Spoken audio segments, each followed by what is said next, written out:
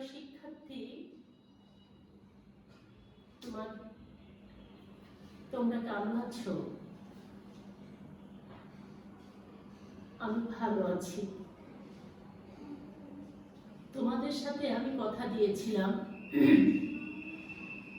কারক পর্যায়ক্রমে শেষ করে দেব লাইভ ক্লাস নিয়ে।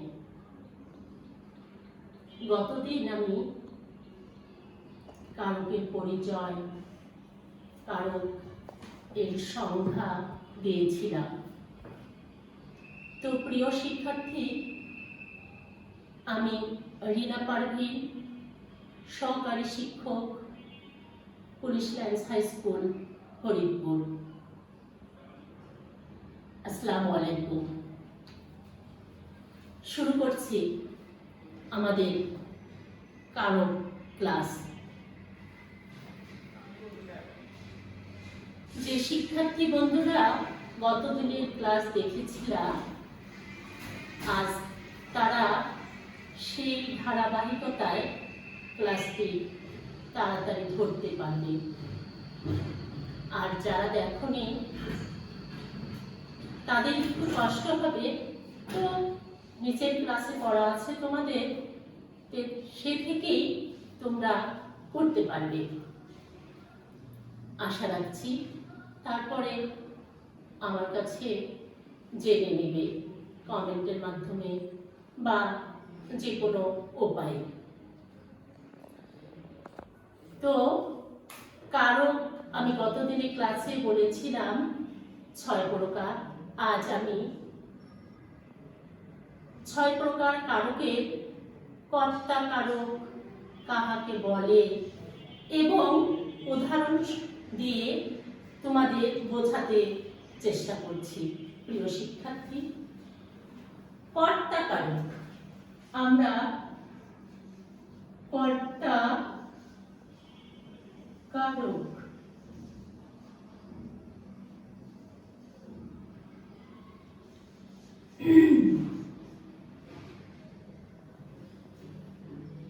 বাক্যে, প্রিয় শিক্ষার্থীরা, তোমরা খাতা কলম অবশ্যই নিয়েছো।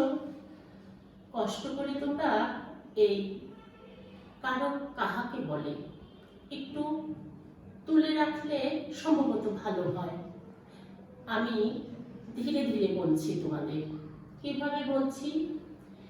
বাক্যে অবস্থিত যে বিশেষ্য বা সর্বনাম পদ ক্রিয়া সম্পন্ন করে তা ক্রিয়ার কর্তা বা কর্তা কারক। লিখে দিলে ভালো হয় মনে হয়। আচ্ছা শিক্ষার্থী বন্ধুরা, আমি লিখে দিচ্ছি। বাক্যে অবস্থিত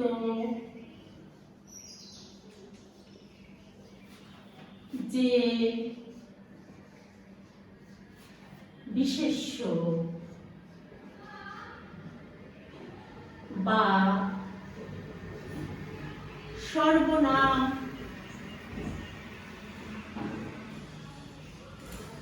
পদ ক্রিয়া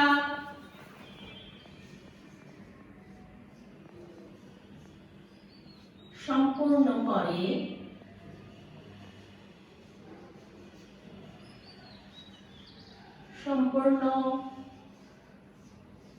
করে তা ক্রিয়ার কর্তা বা কর্তা কারক।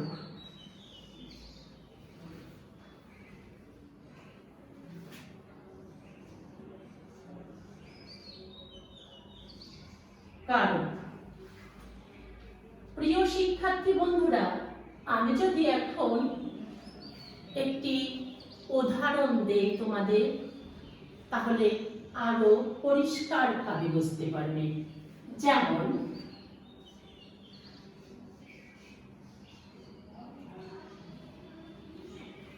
যেমন রবি উল বল খেলে। এই বাক্যে কে খেলে? কে খেলে? কে খেলে? প্রশ্ন আসছে কে খেলে?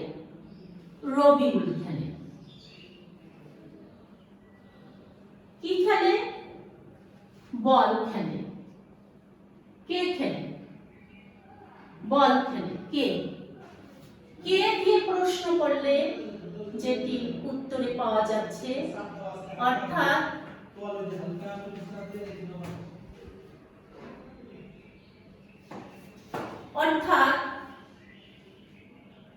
কে দিয়ে প্রশ্ন করার পরে উত্তরে যেটি আমরা পাবো সে হচ্ছে কর্তা কারণ। কে খেলে? রবি। জলি বই পড়ে। বই পড়ে। এই বাক্যেও কে কে পড়ে? জলি। কে পড়ে? জলি। অর্থাৎ এই বাক্যে কর্তা জলি। প্রিয় শিক্ষার্থী বন্ধুরা, বাক্যে অবস্থিত যে বিশেষ্য ভুল হয়েছে, যে বিশেষ্য বা সর্বনাম পদ ক্রিয়া সম্পন্ন করে তা ক্রিয়ার কর্তা বা কর্তা কারণ। ক্রিয়া সম্পন্ন করছে আমরা জানি শিক্ষার্থী বন্ধুরা, বিশেষ্য পদ অর্থাৎ কোনো কিছুর নামকেই আমরা বিশেষ্য বলে জানি। তো এখানে এই বাক্যে কে আছে? রবিউল বল খেলে। কে খেলে? রবিউল। কে বই পড়ে? জলি। এই বাক্যে রবিউল জলি কর্তা কারক। শিক্ষার্থী বন্ধুরা, কর্তা কারক বোঝাতে পেরেছি?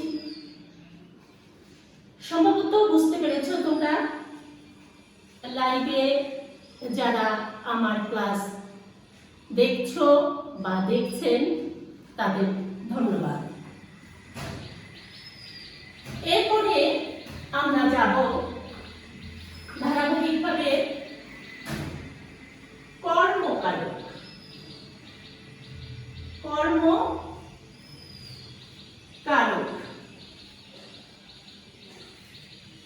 শিক্ষার্থী বন্ধুরা,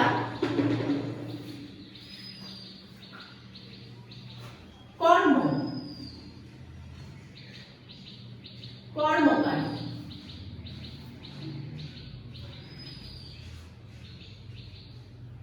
যাকে আশ্রয় করে কর্তা ক্রিয়া সম্পন্ন করে তাকে বলে কর্মকারক। আমি আবার লিখে দিচ্ছি তোমাদের জন্য। যাকে আশ্রয় করে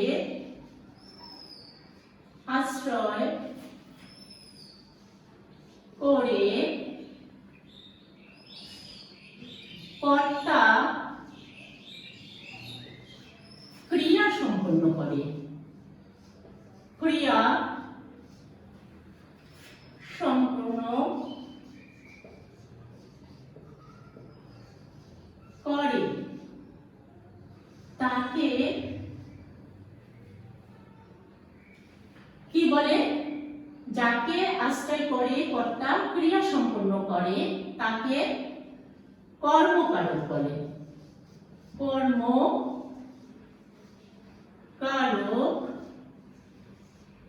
বলে। আমি একটি বা দুটি উদাহরণের মাধ্যমে তোমাদের আরো পরিষ্কার করে দিচ্ছি। যেমন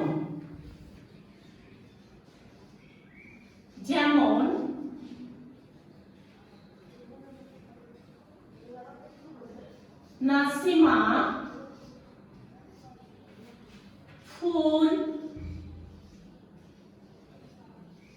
তুলছে।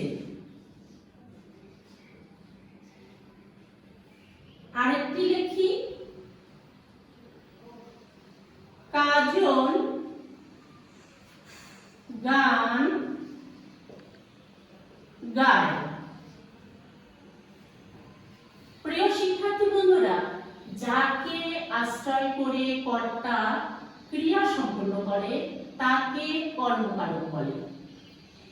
এই বাক্যে কর্তা নাসিমা, এই বাক্যে কর্তা কাজল। ক্রিয়া হচ্ছে তুলছে, সম্পূর্ণ করছে কি? ফুল তুলছে। নাসিমা ফুল তুলছে। প্রিয় শিক্ষার্থী বন্ধুরা, যাকে আশ্রয় করে, কাকে আশ্রয় করে? ফুল তুলছে। কে তুলছে? নাসিমা। গান গায় কে? কাজল। কাকে আশ্রয় করে? এই গানকে, ফুলকে আশ্রয় করছে কর্তা। যাকে আশ্রয় করে, কর্তা কাকে আশ্রয় করছে? ফুলকে আর গানকে। যাকে আশ্রয় করে কর্তা ক্রিয়া সম্পন্ন করে সেটি হচ্ছে আমাদের কর্মকারক। তাহলে এই দুই বাক্যই হচ্ছে আমাদের কর্মকারক।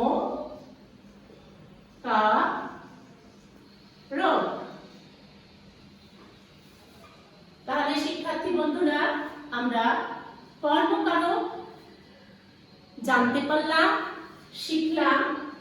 এরপরে আমি যাব করণকারক। করণ।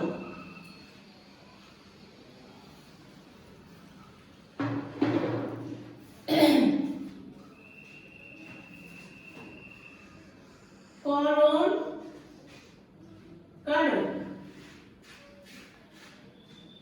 প্রিয় শিক্ষার্থী বন্ধুরা, করণ শব্দটি আবিধানিক অর্থ যন্ত্র। করণ শব্দটি আবিধানিক অর্থ যন্ত্র বা সহায়ক উপায়। ক্রিয়া সম্পাদনে সহায়ককেই করণকারক বলে। অর্থাৎ যার মাধ্যমে, যার দ্বারা। আমরা যখন বিভক্তি নির্ণয় করব, যেমন দ্বারা, দিয়া, কর্তৃক, তৃতীয় বিভক্তি, করণকারকে, আমি এখন বিভক্তি নির্ণয় করছি না, আমি শুধু কারক বোঝাচ্ছি তোমাদের। তো করণ শব্দটির আবিধানিক অর্থ হচ্ছে যার মাধ্যমে বা সহায়ক বা উপকরণের মাধ্যমে কাজটি করা হয়, সেটাই হচ্ছে আমাদের করণকারক। তো আমি আবার লিখে দিই তোমাদের খাতায় তুলে নেওয়ার জন্য। করণ শব্দটি, করণ শব্দটি আবিধানিক অর্থ, আবিধানিক অর্থ যন্ত্র বা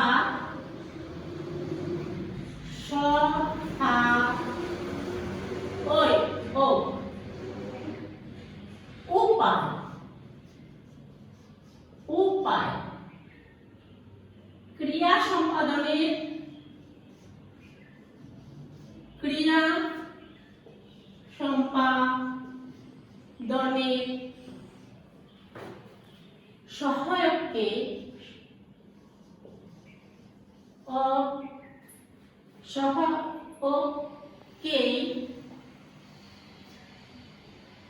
ক্রিয়া সম্পাদনের সহায়ককেই করণকারক বলে। করণকারক বলে। প্রিয় শিক্ষার্থী বন্ধুরা, আমি আবার বলছি, করণ শব্দটি আবিধানিক অর্থ যন্ত্র বা সহায়ক উপায়। ক্রিয়া সম্পাদনের সহায়ককে করণকারক বলে। কার দ্বারা সম্পাদন হচ্ছে ক্রিয়া তাকে করণকারক বলে। ডনিপাল ক্লাস দেখছেন, ধন্যবাদ। আলমগীর মন্ডল, ধন্যবাদ আপনাকে।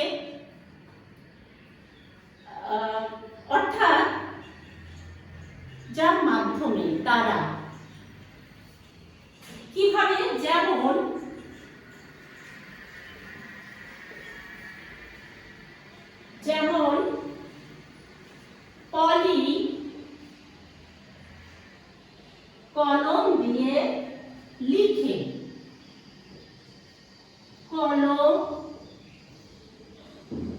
দিয়ে লিখে।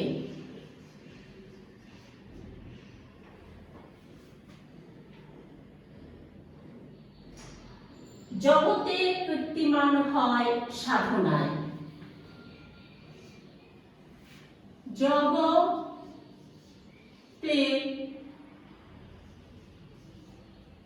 কীর্তিমান হয় সাধনায়।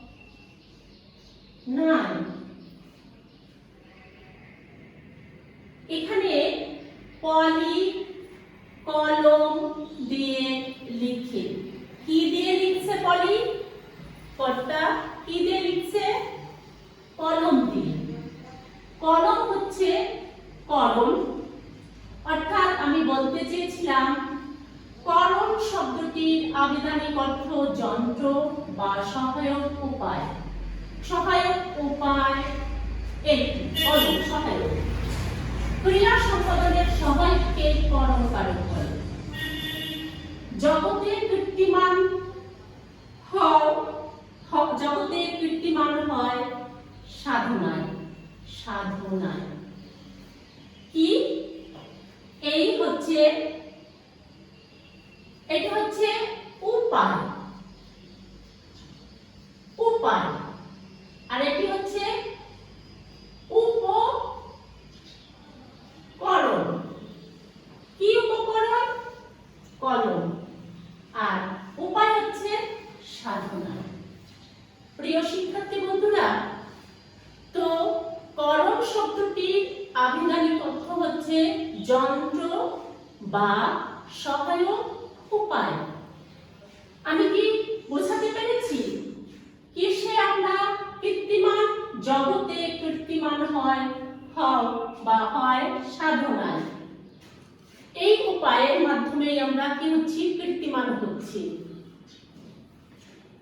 উপায় এবং সহায়ক কথাটা আমি আনতে পেরেছি তোমাদের জন্য কলম, উপকরণের মাধ্যমে, অর্থাৎ করণ কারক। এরকম অনেক বাক্যের মাধ্যমে আমরা পরবর্তীতে বুঝতে পারব। তাহলে এর পরের কারকটিতে আমরা যেতে পারি। প্রিয় শিক্ষার্থী বন্ধুরা,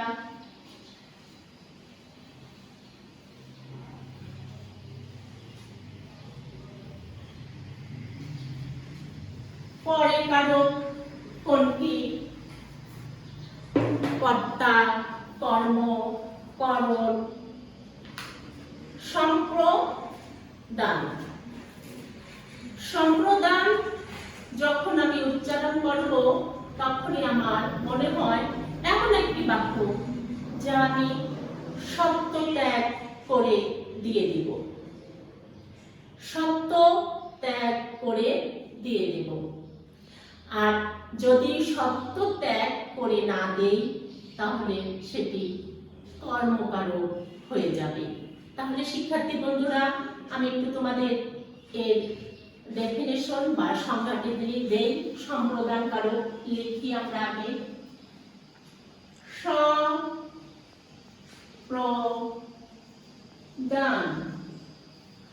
কারক কোনো কিছু দান করা বা প্রদানের ক্ষেত্রে যদি কোনো শর্ত না থাকে, অর্থাৎ বর্তমানে বা ভবিষ্যতে সেই দানের কোনো প্রতিদানের আশা না থাকে, তবেই তাকে আমরা সেটিকে কি বলবো? সম্প্রদান কারক বলবো, বা সেই কথাটি সম্প্রদান অর্থে বিবেচিত হবে। আমি তোমাদের খাতায় লেখার জন্য এর সংজ্ঞা লিখে দিচ্ছি। কোনো কিছু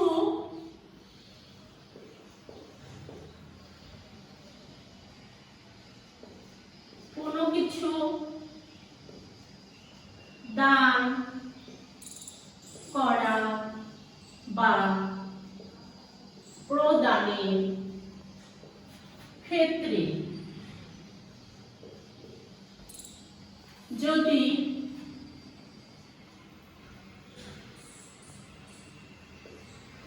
যদি শর্ত বা শর্ত না থাকে,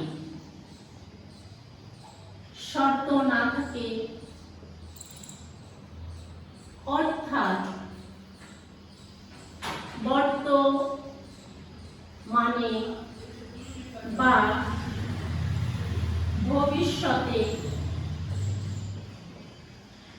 বর্তমানে বা ভবিষ্যতে সেই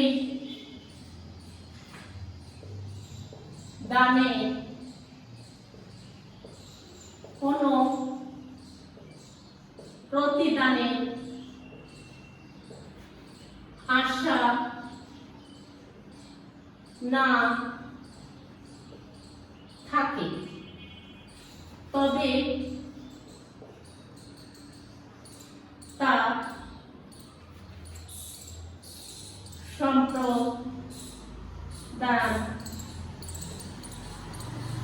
কারক বলে পরিচিত হবে বা বিবেচিত হবে। প্রিয় শিক্ষার্থী বন্ধুরা, কোনো কিছু দান করা বা প্রদানের ক্ষেত্রে যদি শর্ত না থাকে, অর্থাৎ বর্তমানে বা ভবিষ্যতে সেই দানের কোনো প্রতিদানের আশা না থাকে, তবে তাকে সম্প্রদান কারক বলে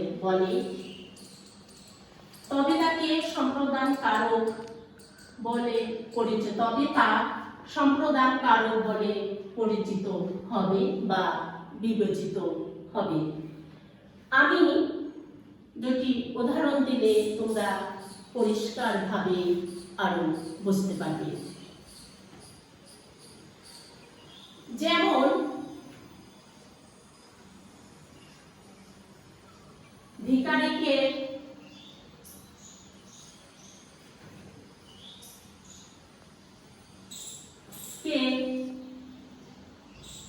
ভিক্ষা দাও, দরিদ্রকে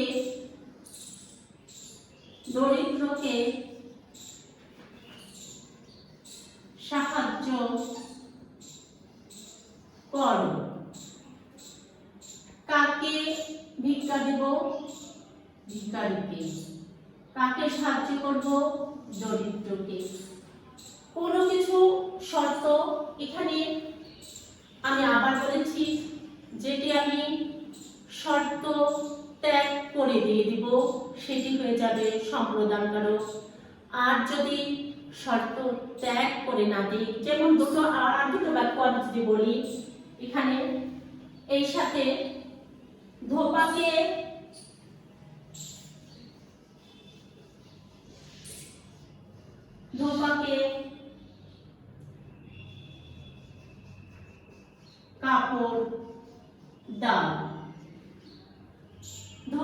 কাপড় দাও, পাওনাদারকে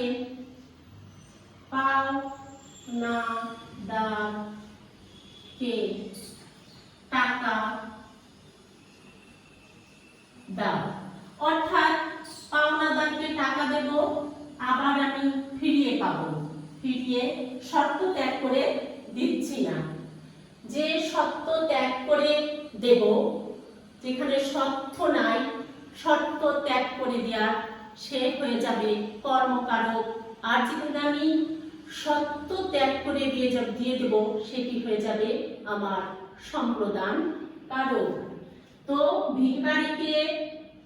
ভিখারিকে আর দরিদ্রকে আমরা ভিখারিকে ভিক্ষা দিলাম, দরিদ্রকে সাহায্য করলাম, এ দুটি সম্প্রদান।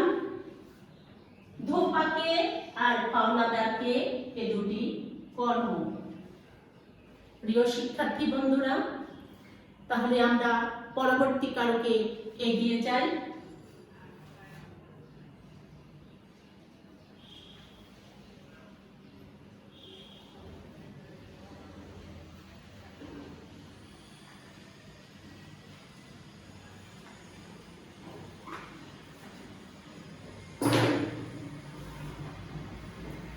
পরবর্তী কারক অবদান।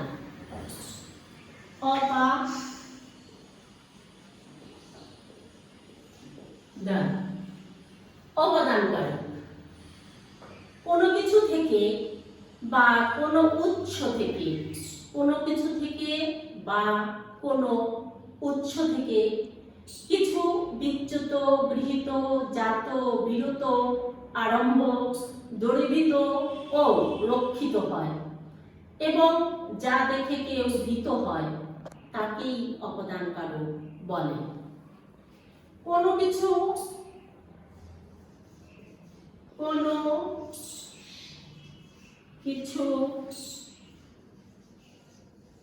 থেকে বা কোনো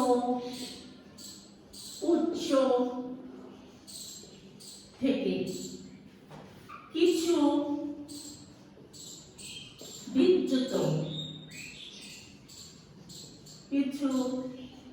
বিচ্যুত, গৃহীত, জাত, বিরত, আরম্ভ, দূরীভূত,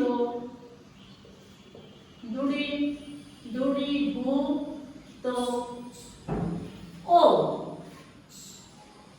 রক্ষিত হয় এবং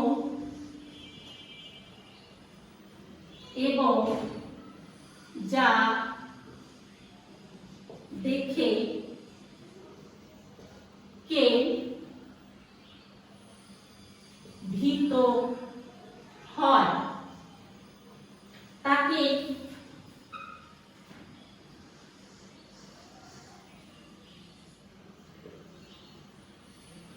অবদান কারক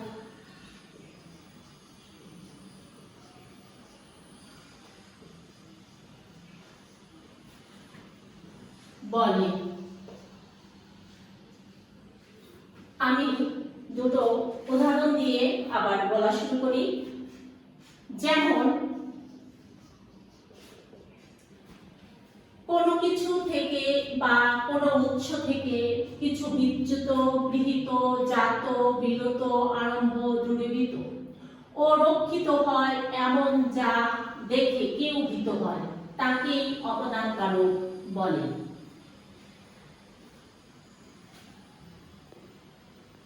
যেমন মেঘ থেকে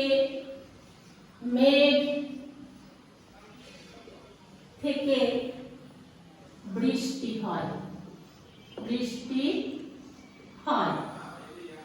মেঘ। গাছ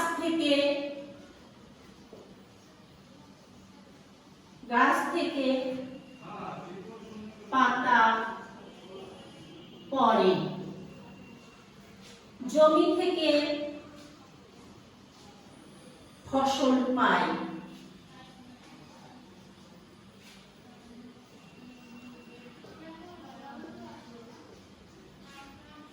পাপ থেকে বিরত হও, পাপ থেকে বিরত হও।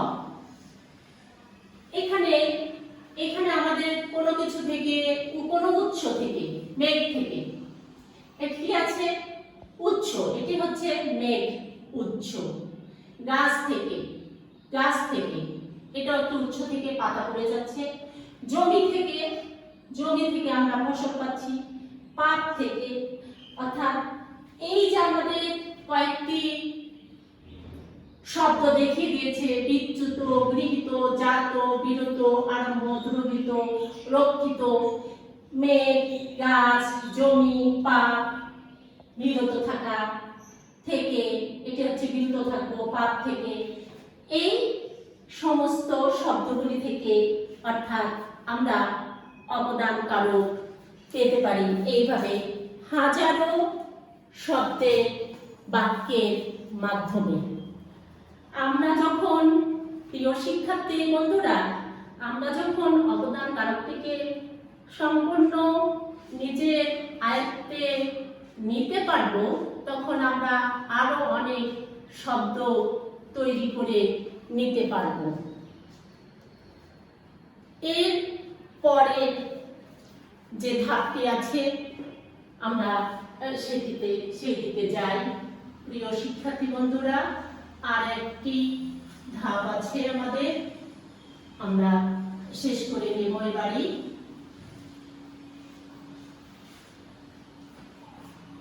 এরপরে আমাদের অধিকরণ। কি কারক আছে? অধিকরণ। অধিকরণ কারক। কোন কর্ম বা ক্রিয়া, কোন কর্ম বা ক্রিয়া সম্পাদনের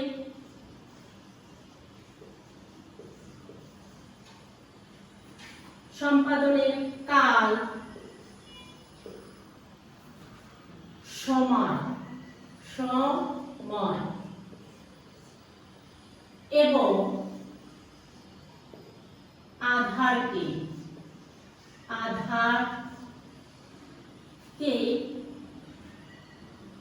স্থান। অধিকরণ।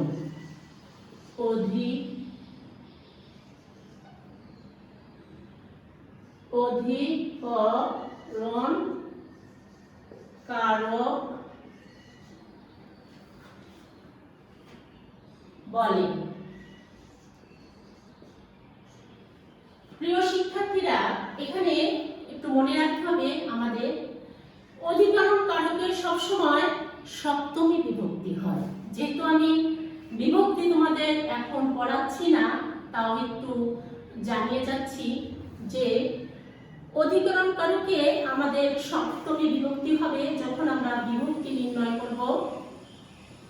যেমন এ অ তে, কি এ অ তে, এই বিভক্তি আমরা জানি দ্বারা দিয়া কর্তৃক, এ অ তে, এগুলি আমাদের বিভক্তি শব্দ, বিভক্তি চেনার উপায়।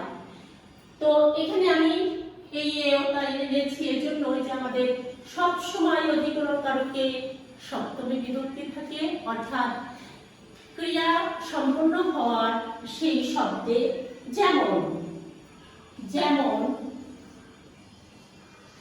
যেমন আমরা রোজ স্কুলে যাই। স্কুলে যাই কি বোঝানো হয়েছে এখানে এই বাক্যে? কোন কর্ম বা ক্রিয়া সম্পাদনের কাল, সময়। কাল হচ্ছে সময় এবং আধারকে স্থান কে অধিকরণ কারক বলে। আমরা রোজ স্কুলে যাই।